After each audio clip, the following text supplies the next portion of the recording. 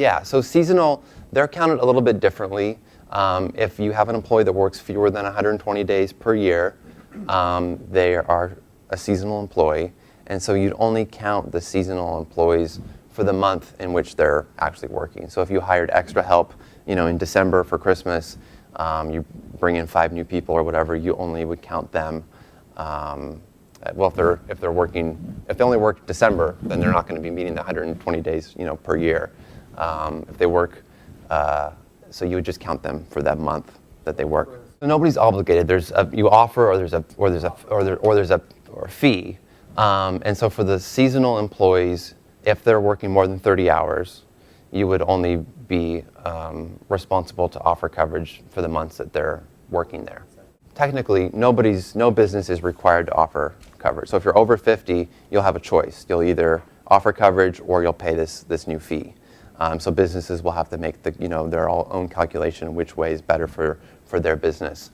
So if you have more than 50 employees and you don't offer insurance, the way the penalty works is it's $2,000 per employee, per full-time employee, with the first 30 employees exempt. So let's say you have 60 full-time employees.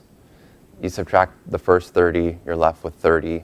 So it'd be 30 employees times $2,000, so it'd be $60,000 per year.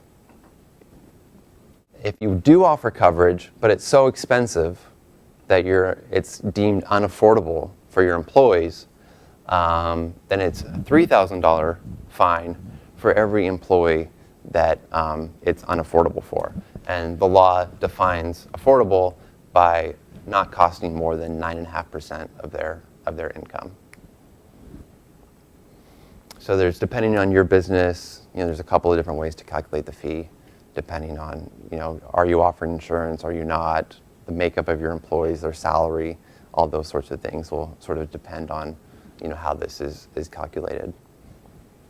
I know it's sort of a complicated thing, but if you have questions, I'm happy to go into more detail. There's no 30 exemption because the way this works is it's $3,000 per employee that it's unaffordable for.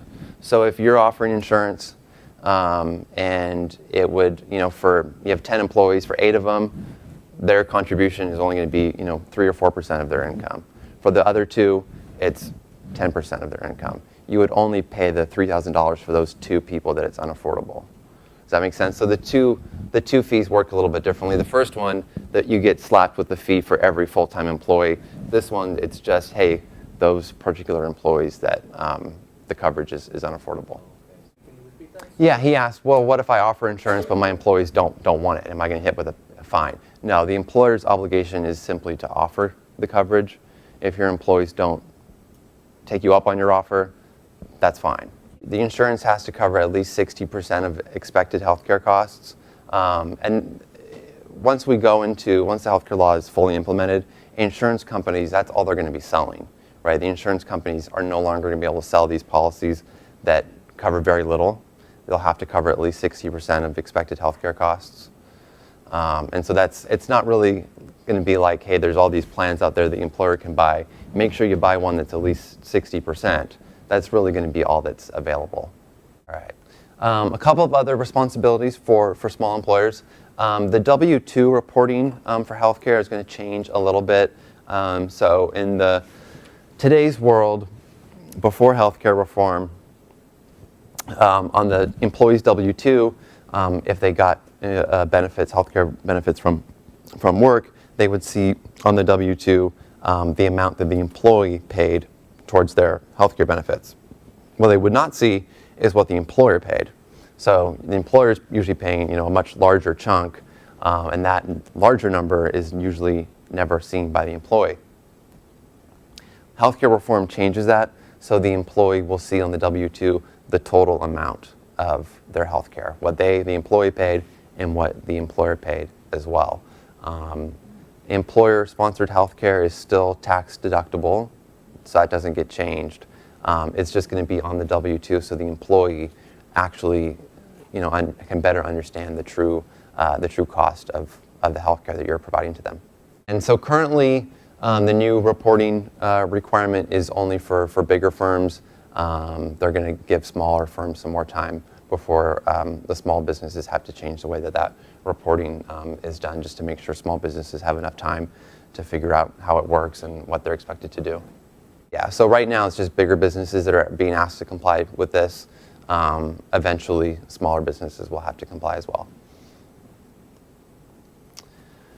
And then another requirement for employers is insurance companies now will be, if you offer insurance to your employees every year, the insurance company will send you a list of here are all the benefits that are included in the plan that you are purchasing. And the employer will receive that notice. The employer is now responsible to make sure that their employees receive that. So you don't have to make anything, you just have to make sure that they have access to it. So the employees will know this is covered, this is not covered, that sort of thing. That took effect last year, so it's something that some of you may have already been complying with.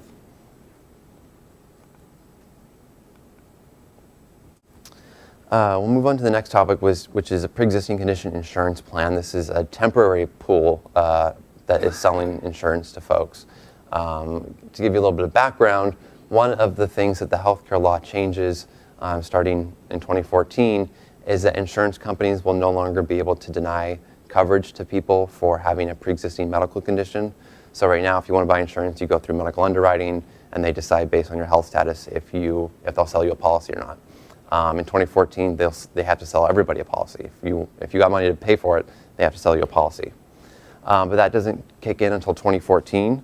So this new plan is a temporary plan that is set up to sell insurance to folks that want to buy it, but have a pre-existing medical condition, and don't want to wait until 2014 to get insurance when the law is changed. So basically, this is for anybody who's been uninsured for having a pre-existing condition. Then they're eligible to purchase in this new pool. That, of course, this is just for individuals, but that, of course, includes the self-employed. So there's a web address up there if you want more information. But this is going to go away next year because there won't be any reason to have it, because anybody who wants to buy an insurance policy will be able to do so. We'll talk now about costs. So there's been a lot said about healthcare reform and does it help to control costs or not. In terms of what's actually in the law, in terms of like the number of pages, about 2/3 of the law address controlling cost, and about 1/3 address expanding coverage to the uninsured. So there's a lot of things in there to control costs. Does that mean that costs are going to start going down?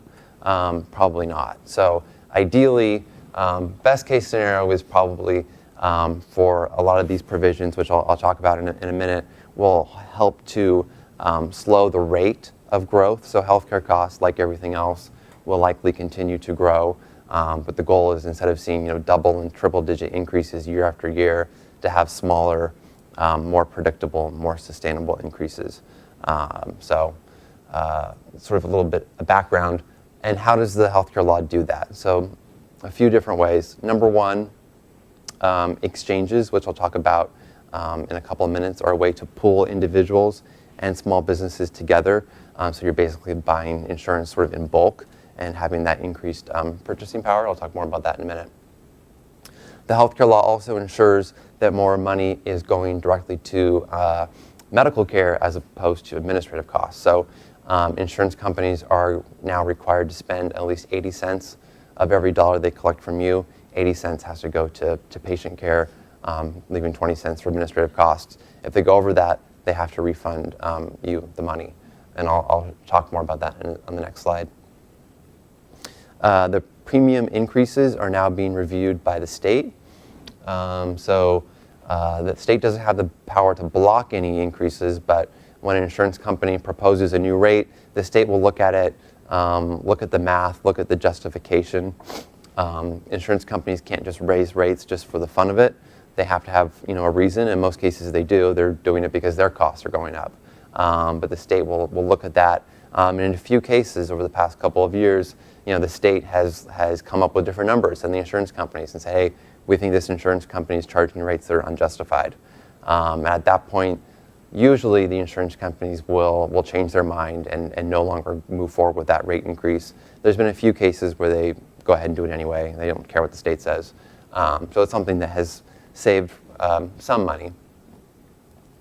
There's a lot of incentives in the law for prevention and wellness, sort of the idea of getting individuals to take responsibility for their own health and well-being, so we can prevent a lot of the diseases and chronic conditions that are preventable and cost a lot of money to the healthcare system. And specifically for small businesses, there will be grants available for small businesses to start worksite wellness programs. So you've heard probably a lot of larger companies have real innovative programs to keep their employees healthy and eating healthy and exercising and whatnot. A lot of the big guys in Silicon Valley have really cool wellness programs. Google has like gym equipment in their office for their employees to use at lunch, and they hire a private chef that shows up every day and cooks all their employees a healthy lunch. Doesn't really translate to small businesses. Small businesses aren't going to be able to buy gym equipment and hire a private chef. So these grants are being made available to help a small employer design a worksite wellness program that's going to work for a small business. There's other incentives in the law that sort of change the way that doctors and hospitals are reimbursed. So this is moving us away from a pay-for-service model, which basically means the doctor or the hospital gets paid for performing a service. You get paid for running a test. You get paid for admitting people into the hospital.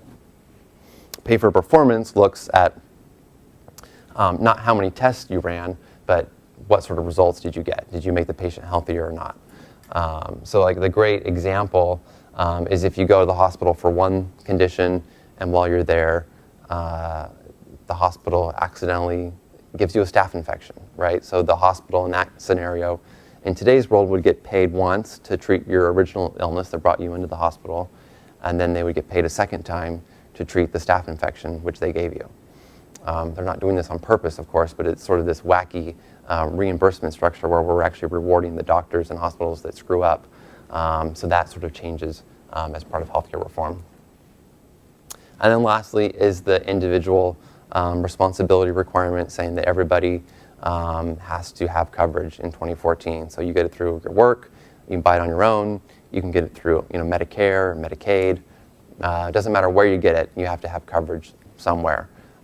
There's exemptions for income. If it would be too economically burdensome for you to have coverage, you can get a waiver. If there's some religious objections, you can get a waiver for that. But bottom line, most folks will have to have coverage. If you can afford it, you have to have it. And that prevents the problem that we have today, where folks that can't afford insurance and decided not to do so end up using the ER, racking up tens of thousands of dollars worth of medical bills.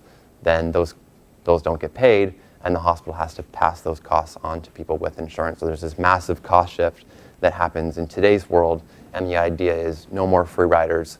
If you can afford insurance, you have to get covered to help that eliminate that cost shift that happens today. Insurance rebates. So I mentioned that insurance companies have to spend at least 80 cents of every dollar on actual patient care. And if they don't, they have to give you the money back. So last year, 2012, was the first year that this was in place. So in August of 2012, every insurance company had to go through their books and figure out, hey, how much did we spend on healthcare? How much did we spend on administrative costs? And if they met their goals, great. And if they didn't meet their goals, then they had to issue refunds. So there's a lot of refunds. About $1 billion nationally went out in form of these refunds. You can see the numbers, sort of the breakdown of how much came to California and how much came to small businesses. For the most part, these aren't massive checks. People aren't getting $10,000 back or anything. But it's something that keeps insurance companies' administrative costs to a minimum. And it's kind of cool getting money back from your insurance company. So I'll spend the last few minutes talking about health benefit exchange, which is sort of one of the bigger provisions that will get kicked in next year.